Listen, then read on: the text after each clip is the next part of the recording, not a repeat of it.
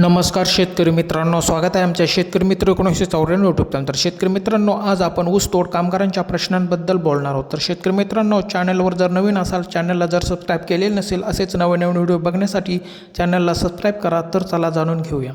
मित्रांनो, ऊसतोड कामगार हे दुष्काळी म्हणजे मराठवाडा कर्नाटकमधून आलेले असतात. त्यांच्या भागामध्ये पावसाचे प्रमाण खूप कमी असल्यामुळे हे लोक ठेकेदारांकडून जादा पैशांची उचल करतात आणि कारखाने सुरू होताच उचललेल्या पैशांची परतफेड करण्यासाठी घरदार सोडून ऊसतोड करण्यासाठी येतात.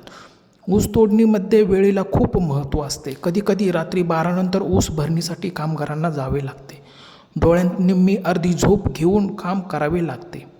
मित्रांनो, दिवसभर ऊसतोडणी करताना अंगाखांद्याला खूप कापते, तरीही सर्व यातना सहन करून आपल्या उपजीविकेसाठी कष्ट करतात.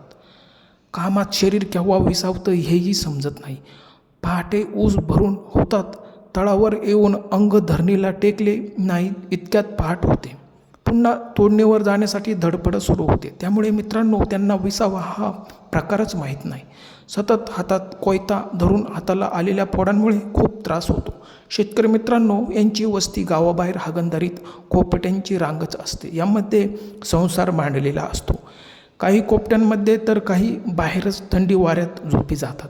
ऊसतोड कामगारांच्या आरोग्याचा प्रश्न निर्माण होतो. तेथील अस्वच्छतेमुळे त्यांच्या मुलाबाळांना आजारांना खूप सामोरे जावे लागते. मित्रांनो, या लोकांच्या मागे खूप यातना असतात. काम करताना थकवा दूर करण्यासाठी हे लोक मावा, गुटखा, तंबाखू, दारू यांचे खूप मोठ्या प्रमाणात व्यसन करून काम हलके करण्याचा प्रयत्न करतात.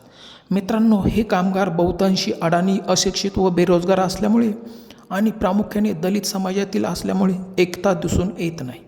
काही वेळा तळावर भांडणे, मारामाऱ्या, काही वेळा खून, आत्महत्या होतात. मित्रांनो, दिलेली माहिती कशी वाटली? आवडल्यास शेअर, सबस्क्राईब करा. धन्यवाद.